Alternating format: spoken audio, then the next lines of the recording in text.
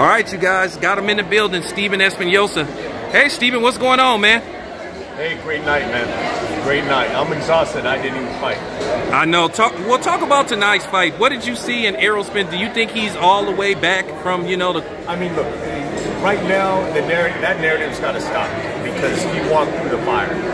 You know, he fought a guy, one of the toughest in the division, bigger than he was, longer than he was, all the confidence in the world. You know, got hurt, you know, which happens when you're fighting a top-tier fighter. And he came back fresher than ever, you know, and put the accelerator down to the floor and finished it, you know. And look, I don't see anybody who could have, I don't know anybody in the welterweight division that could have done tonight what Errol did to Lucas. Okay, Steven, let's just cut to the chase. He called out Terence Crawford. What do we need to do to try to get that fight made next? Well, people got to be realistic about money. I mean, that's the only obstacle at this point. I mean, as long as we don't have a Daniel Kinahan involved, which that's a deal breaker.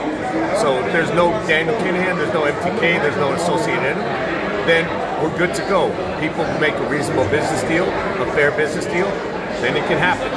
People want to be unreasonable. People want to involve the Kinahans. It's not going to happen. Okay, Steven, one last question. Have you guys reached out to Terence Crawford's team in any kind of way to try to get him on Showtime? There have been a number of conversations, you know, different levels, different people. So, yeah, there's a dialogue going. There absolutely is. Terence Crawford versus Errol Spence Jr. will not happen if Terence Crawford is working with the now sanctioned Daniel Kinahan. That's what I'll talk about in this video. What up, Fight World? It's your boy Ego, and I'm back with some more boxing. Make sure you come in, smash the like button. Also, subscribe to my channel for the latest and greatest in boxing. Gang, let's get it. Now, I made a video about this. Y'all must have forgot. You guys seen the clip at the beginning. Shout out to Town Business. He is the one who interviews Steven Espinoza. This was months ago. And Steven Espinoza made it very clear that under no situation would they be allowed to proceed with the Crawford fight if Crawford is working with Daniel Kinahan. Now, several outlets from ESPN and others in the past have quoted that Terence Crawford did have a relationship with Daniel Kinahan. There was also times where Terence Crawford went to Dubai and many speculated that he was linking up with Daniel Kinahan and or his people. This was before the U.S. sanctions, of course. So Crawford didn't know that was coming, but, you know, for all intents and purposes, it looks like he tried to establish contact with Daniel Kinahan, and they tried to keep it under wraps, but this is now become a thing where a lot of people are talking about it, and these are decisions that Terence Crawford has made. And I told you, my thing is this. I think Terence Crawford is a brilliant fighter, but in some ways, I think Terence Crawford tried to almost game or outsmart the system. He felt that if he did things his own way, that would be the best way. Many people really questioned. I remember getting a ton of comments when Terence Crawford re-signed with Top Rank. This was before the Jose Benavidez fight, if I'm not mistaken. And people were suggesting this could have been a problematic move. And I remember me being the optimist that I am. I remember at that time hearing Terence Crawford and that he had re-signed to Top Rank. I was trying to think optimistically, and I didn't really go in. I just said, you know, I see where you guys are coming from, the people that were leaving the comments, but we'll see how it plays out. Unfortunately for Crawford's brand, we've seen how it played out, and now he's suing his old promoter, Bob Arum, in Top Rank, and he's alleging racially motivated biases that have kept him from the big fights. And also, there's a section in that lawsuit where Terence Crawford has some sort of provision, which is called the Errol Spence provision, and allegedly Top Rank, Bob Arum, Carl Moretti, whoever, had made a deal. Hey, we'll get you the Errol Spence fight while you're working with Top Rank and working with ESPN. And if we can't give him and deliver that fight to you within 12 months, then we owe you almost $1 million. Crawford has added that to the lawsuit because, of course, he didn't get the Errol Spence fight whilst being with Top Rank, whilst being signed with ESPN or on ESPN. and he didn't get the money either. They offered him like 800, 900K if they, basically it's like a bet, you know, it's like a bet. Hey, we'll give you almost a cool $1 million if we can't deliver. And if we can't deliver, then you get the fight that you've been saying that you wanted. None of which Crawford is alleging happened. So now this situation with Daniel Kinahan, I told you, this situation is more dire than people thought. I've made several videos about this, and people think I'm saying these things to glamorize or clickbait and things like that. But this is a real life situation. There's a company, MTK Global, and the thing that is really, really concerning is we got smartphones, but dumb people. We got smartphones with the ability to access any type of piece of information you want. How many teaspoons in a tablespoon?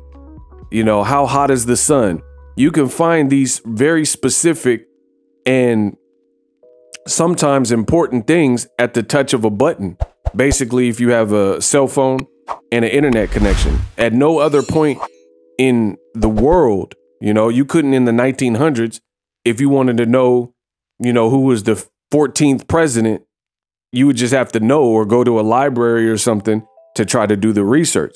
We live in a completely different time, but unfortunately, people, they rather scroll on Instagram or, you know, watch YouTube videos or Instagram, TikTok, whatever, and not even do the research. And that's the problem that I have, because a lot of people really haven't even researched outside of myself, and they haven't stayed well informed with what's going on. They kind of get an overview of what's going on, but they're not reading the details.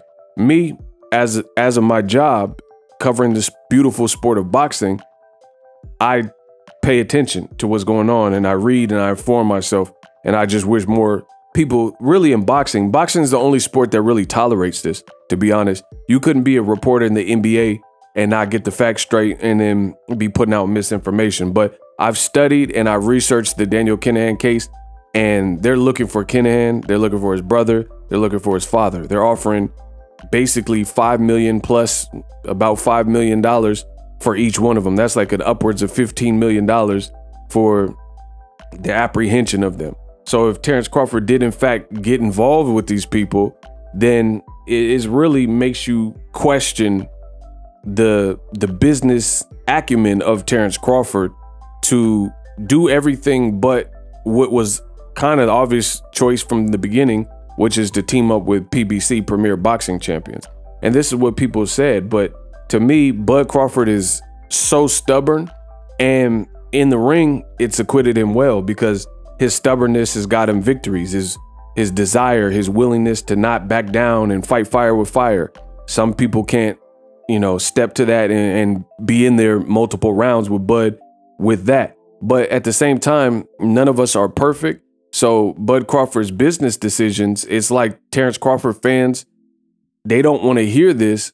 But at the end of the day, this is a part of his journey, and it's a part of the situation and the story, if you will. Errol Spence, I've maintained the same thing. He's done everything he said he's going to do. Errol Spence is not suing Al Heyman, right? But the same can't be said for Terence Crawford and his former promoter, which he was with for a decade. So, I mean, these decisions, they might seem minute or minuscule at the time, but at the end of the day, they really add up to something.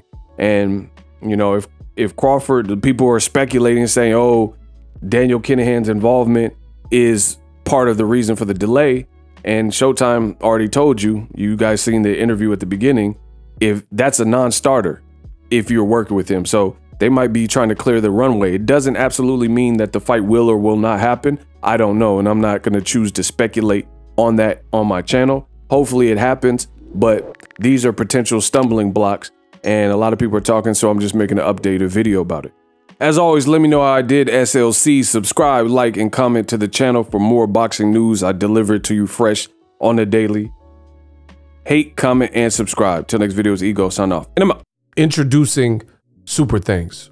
Right here on the official Boxing Ego YouTube. Super Thanks allows you, the viewers, to show a little bit of extra gratitude, which enables me as a full-time content creator to push out the content you need in the world of boxing. Underneath all the videos, you will see a heart with the $sign in it. You can enter any amount that you find suitable as a super thanks. A brand new interactive and colorful way to get your comments highlighted and noticed by not only myself, but other people on the YouTube platform. Super thanks, a unique and cool way to show and applaud us full-time content creators. Hopefully you guys enjoy the content. Super thanks. The future is now. The Hibernation 5s by Kenichi Bear. Hybrid gaming and lifestyle headphones. Out of the box, you can connect to any console or PC. Bluetooth ready with a low latency USB adapter, color RGB, and extreme bass mode. The Hibernation 5s adjust to you. Whether you need a gaming, travel, gym, or lifestyle headphones, the Hibernations got you covered. The new Hibernation 5s, link in the description. Customize the way you hear the world. Welcome to the nation. Are you tired of your YouTube videos not getting any views? Well, consider TubeBuddy. I've used TubeBuddy for years to scale up my YouTube channel. Now we're sitting over 200,000 subscribers. TubeBuddy is a browser extension that offers a ton of built-in productivity and time-saving services to take your channel to the next level. Use my link in the description to get started with TubeBuddy and level up your channel faster. We working.